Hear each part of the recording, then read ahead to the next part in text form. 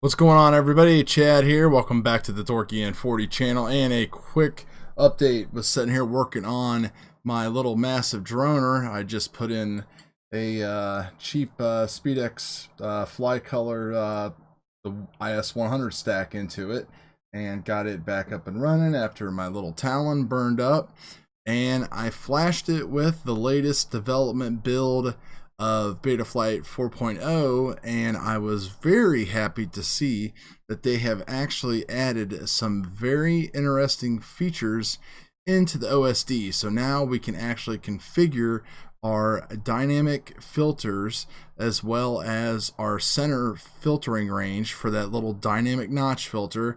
I'll put a video up here that shows you how to set that up for the cascading dual notch. You can set all that stuff right there in the OSD. Now you're still going to have to go into the CLI like in my previous video and set it up so when you disarm your quad after you take your flight, it will actually show you what the frequency is.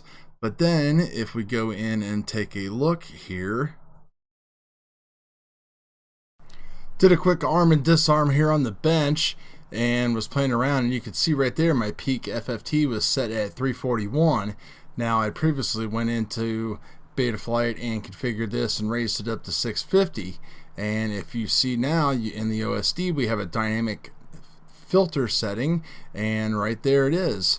So I lowered it back down to 500. Now I can just go ahead and take some flights, get that, and go right into my OSD and plug it in, and everything will be all good, and we can get the best performance out of our dynamic notch filter. So I'll let you know how it goes. Try it out, guys. Talk to you later.